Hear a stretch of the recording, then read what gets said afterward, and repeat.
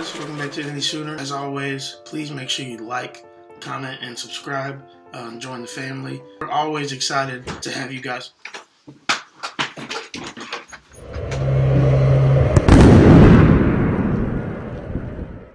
I'm back.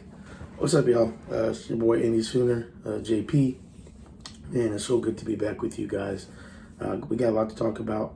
I'm not going to take too much time because I know you guys got to get back to your weeks. But, man, it's been crazy. I had COVID in the summer. That kind of hampered some things.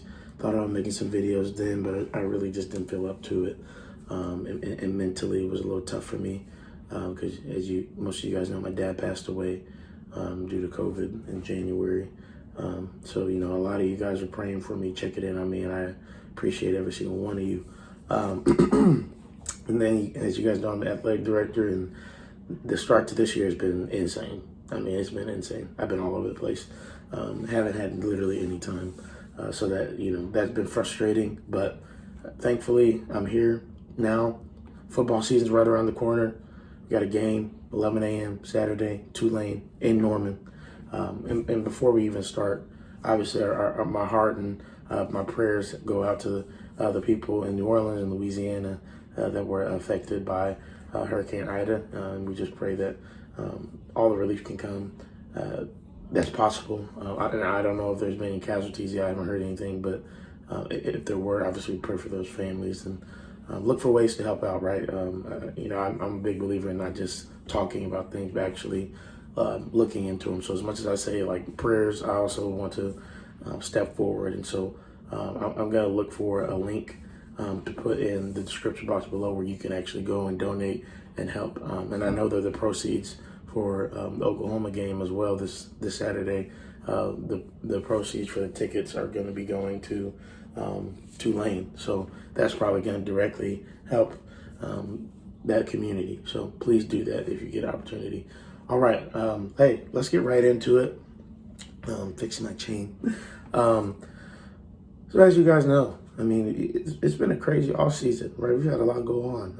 Really quick, we talked about the running back situation that like Riley touched on yesterday. I mean, he didn't expect Trey Bradford to leave. And like he said, sometimes you just don't know about a kid. You think it's going to work out. And that didn't. It was like he said, it was a swing and a miss.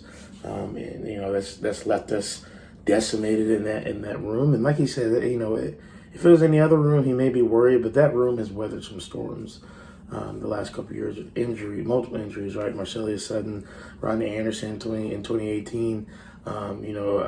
Last year, Trey Sermon leaving, right? 2019 had a couple injuries as well. Trey Sermon towards ACL. We weathered storms with this group. We got two healthy, elite running backs by most people's standards. And we got a couple of walk-ons and Todd Hudson and Jaden Knowles.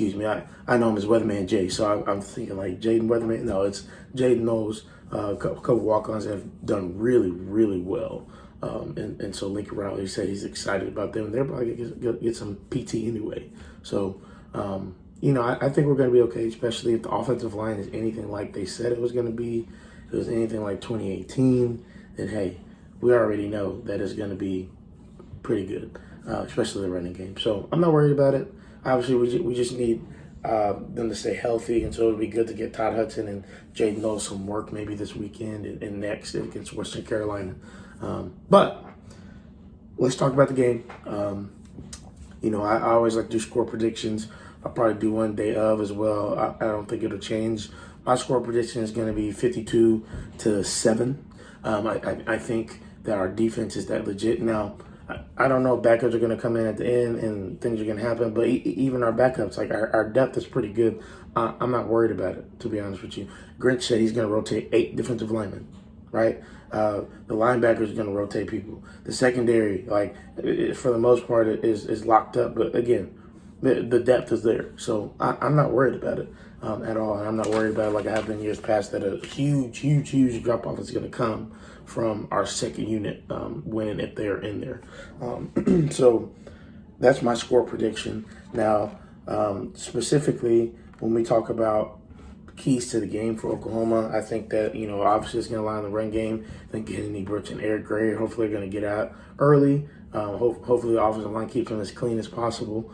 And looking for some big runs, looking for some swing passes maybe, some, running back from the seam, especially with Eric Gray and his ability for sure. I think that they're going to do very well. Obviously, we know Spencer Rattler and the assortment of weapons he has is going to be like, who's going to score for us? It's going to be Mario Williams, Marvin Mims, Austin Stogner, Jaden Hazelwood, Theo Weiss. I mean, we're loaded, right, at that position.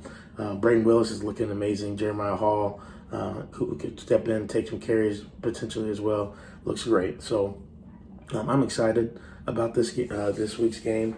Defensive side of the ball, I'm looking at for Nick Benito to create havoc in the backfield, Perrion Winfrey to create havoc in the backfield. Look for David Igwebu to show up a lot. And then, in the backfield, I'm looking for Billy Bowman. Right, I'm looking to see what he looks like in nickel. I'm really excited about that. Now, we haven't gotten the depth chart yet. These are my own predictions of who I think is going to be out there a lot. But regardless, Billy Bowman, Jeremiah Cardell, whoever's there, I think that nickel spot's going to be important as we move forward. I think you're going to have Woody Washington and let me think, who else do we? DJ Graham, I believe, is going to be on the other side. I've heard Justin Harrington's name too, so we'll see. But again, there's that depth that we talked about, right, that I'm excited about and that you guys should be excited about too. On Tulane side, we have, their offensive line is not bad, not at all. They have two guys on watch list. They have, let me look at this. They have Sincere Hayworth, on the Remington Trophy list. And then they have Corey Dublin on the Outland preseason watch list. So Sincere Hayworth is their center, and then Corey Dublin is their left guard. And so they have talent, right? And last year they produced a game of 427 yards and 7 touchdowns against Southern Miss. And Southern Miss is not a bad program at all. So to produce that type of game against a program like that, that says something. So Tulane's not necessarily a cakewalk. Like, sure, we can say, okay, we're number 2 team in the nation. Like, it should be a cakewalk. And yeah, but again, we're going to get to see our defensive line against some decent offensive linemen to start off the year. And so that's an exciting matchup to look at. And then also they have a linebacker named Dorian Williams, who led the AAC with 98 tackles last year and also 16 and a half tackles for a loss. And he, was a super freshman last year, and obviously tracks to get better as a sophomore. So we'll see how that goes. But again, my final score prediction is going to be 52-7. Again, I think that Norman's going to do what they do best. Oklahoma's going to do what they do best in hospitality with all the Green Wave fans that are coming in from New Orleans. Show them love. I'm going to make it down to a game November 20th, Iowa State. I'm going to be my boy Tattoo Baker. So, it's going to be a great time. And my boy Conway as well. But anyways, nevertheless, regardless, make sure y'all tune in at 11 o'clock ABC.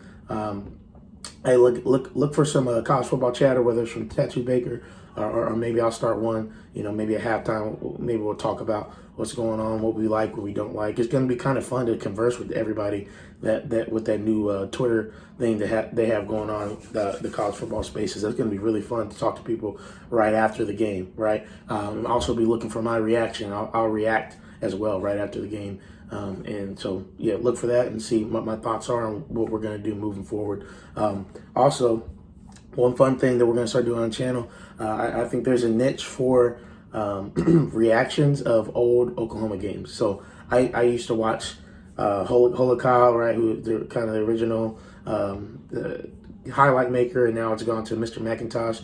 I don't know if you guys do, but I watch those highlights all the time. And so I love those things. They're quick and easy. Obviously, you can, it's not all 22 film and you're not spending an hour, but you can spend 18 minutes looking at just OU stuff that was good from the game, defensively, offensively, right? So, strong strengths. And they do a really good job of cutting it up. Mr. McIntosh is amazing.